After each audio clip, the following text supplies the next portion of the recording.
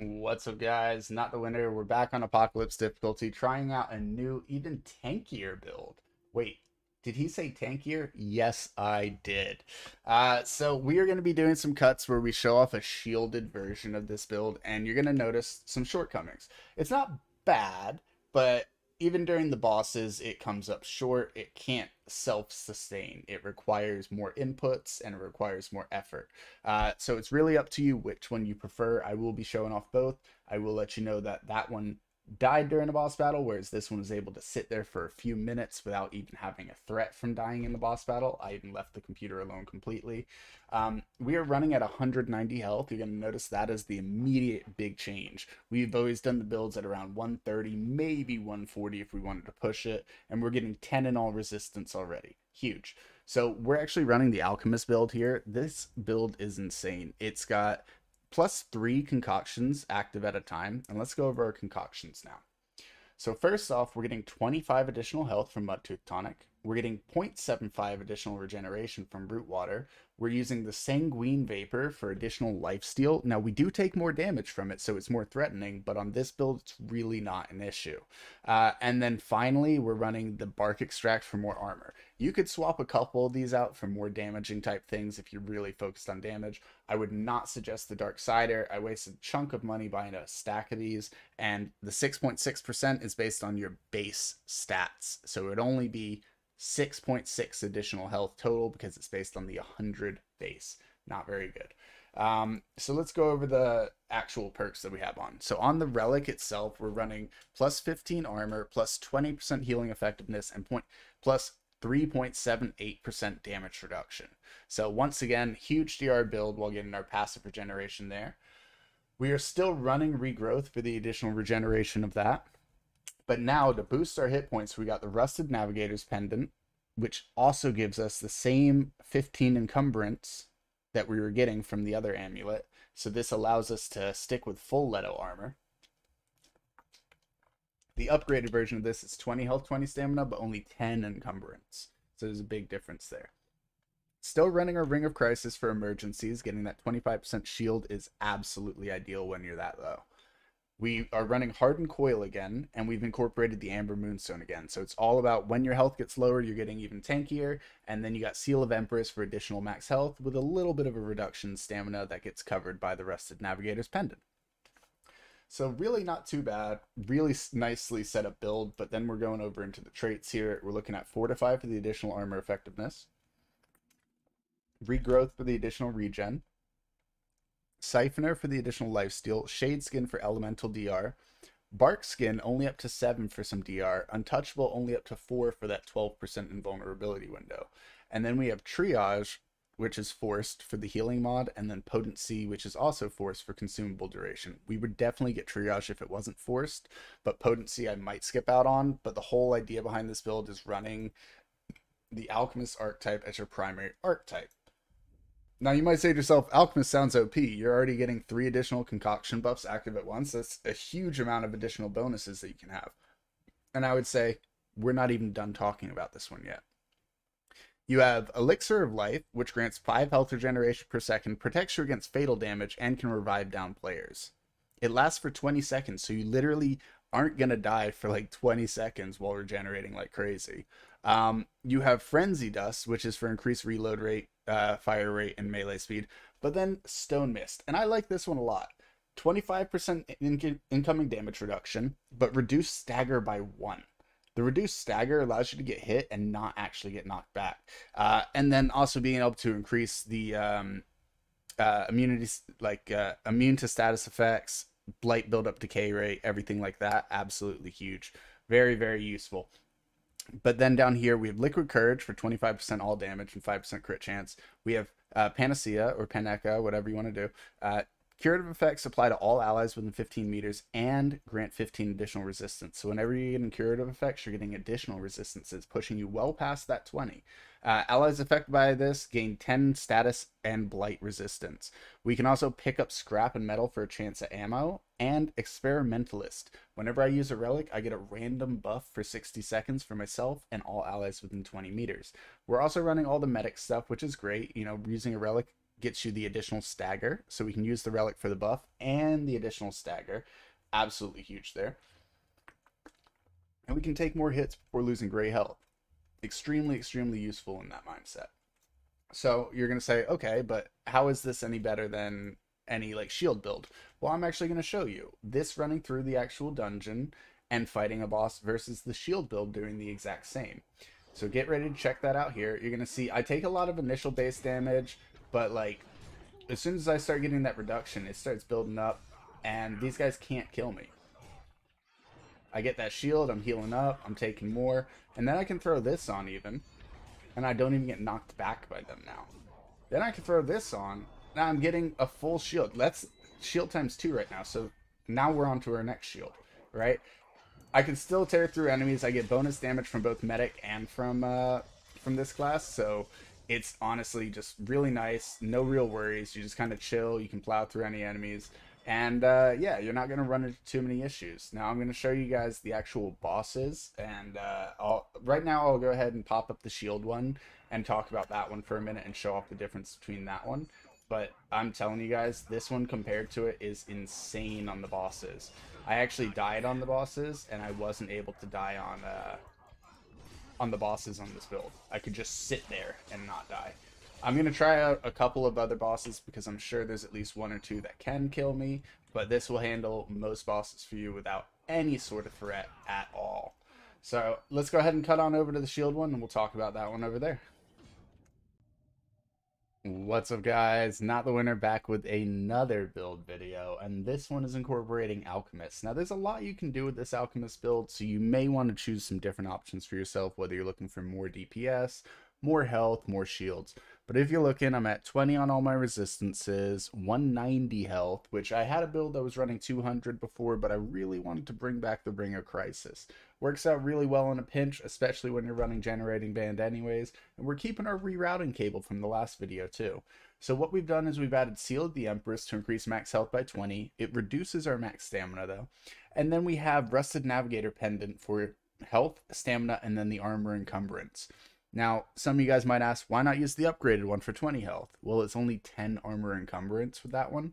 So the idea of this one is to run it with the full Leto set still. You're running at 326 armor, a little bit over 83% DR, but that's only because I've added points into the Bark skin, the 7% there.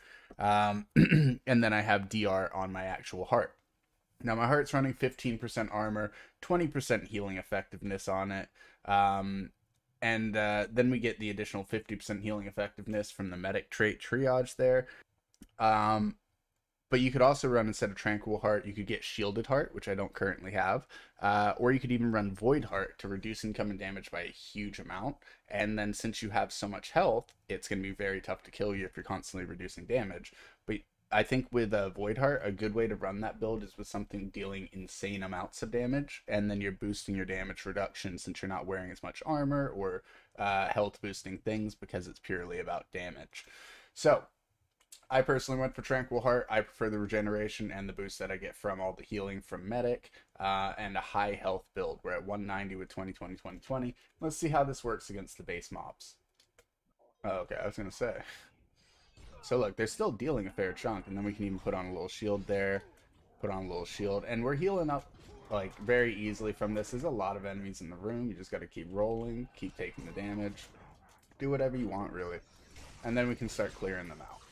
And we're gonna get the additional life steal, so you see the health flies up instantly with this kind of setup. And so when we went below 25%, we got a huge shield from that. We start healing again. So it's not meant to be like constantly invincible. The enemies can deal enough damage to start to break you down, but as long as you dodge every once in a while, it's kind of impossible to get you killed. You could easily just throw on the bulwark here, and then we're not going to be knocked back as much. We're going to be able to take more damage, and things aren't going to be an issue at all. We can also utilize the seed to throw on our max shields whenever we do get into a sticky spot.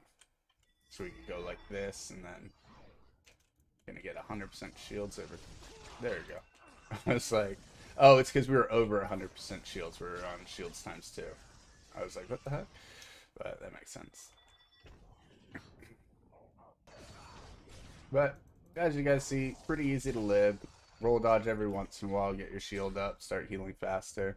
And yeah, it's not the highest damage build, but it's definitely one that is tanky enough in terms of hit points that you can try and swap in some other options for more tankiness. And Ring of Crisis does help out a ton, but if you want to run something like the Black Cat Band instead, that's a very useful one for staying alive. So yeah, not a bad call. We're going to run on down to this boss here since we actually already have the portal open.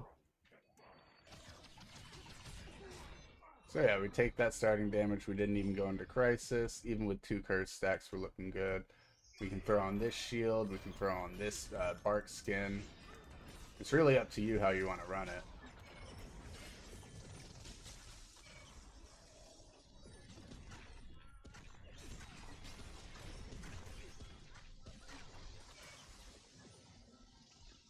Do some fun stuff like this. Just walk around the room. And you're only going to get a max of 5 cursed, so you're not going to go above that from what I've seen. I don't think I've been able to go above 5 at least.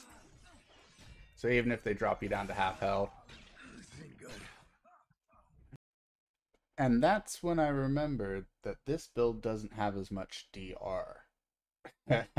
So yeah, I wanted to remake the build, and I thought to myself, okay, so if this one doesn't have as much DR and it can't really tank the hits, then the shields aren't going to do enough for me unless I'm actually dodging. So I decided to retry this with my pure tanky setup, which you're going to see here. Alright guys, so I decided to start off in the council chamber to show off this one, just like the previous one. And you'll notice the previous one died, and it wasn't even like that crazy. It just died. And this one, we're gonna get maximum curse stacks and basically not die at all. I left the desk. I was so confident that the build wouldn't die. I literally leave the desk, and you're gonna see this whole sped up animation here where the entire time they're trying to kill me and they just absolutely just can't do it. So the whole idea behind the build is just have enough DR so that when you do get low enough, they can't deal enough damage. Now there are certain bosses that can kill you, so if you're just standing there, obviously there's a chance that you'll die against some of the latest bosses in the game. But I would say that if you actually roll every once in a while, you're gonna be just fine. You know what I mean, guys? And if you noticed in this video, I don't even use the bark skin or the shield from the medic ability. So this is without using the skills, and the bark skin would allow me not to be knocked back at all, so I could get even more hits in. So overall, and also give me more resistance from the damage. So overall, guys, this build is insanely OP. I'll go ahead and show it off against the next boss.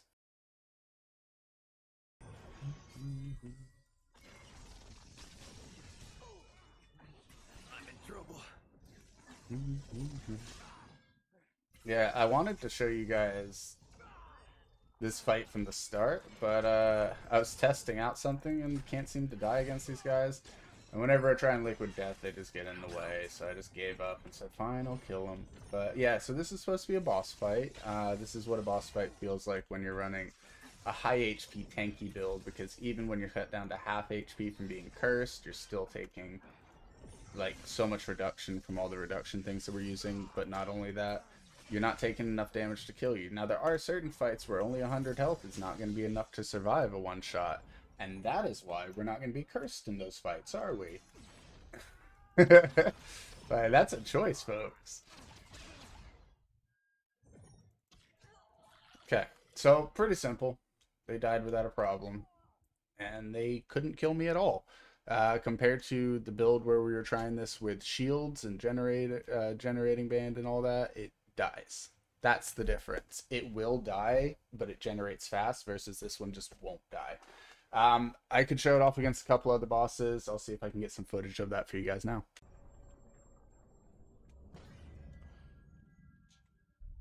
Let's see. Ew. Big misses.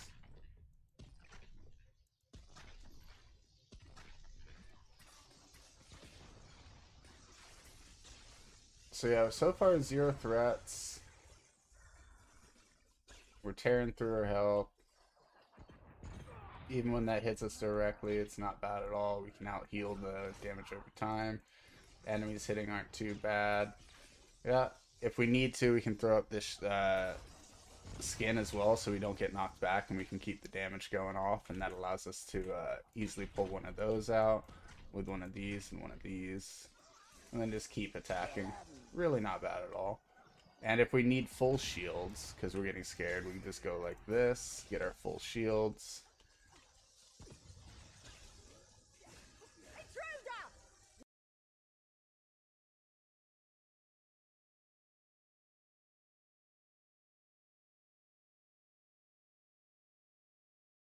This way faster if I was actually hitting my things, but hey, it's all good. And then we're gonna go ahead and use our Q again and make sure that this fight finishes off, so we got no more stagger going on. Oh, we're out of ammo for that gun. Fun.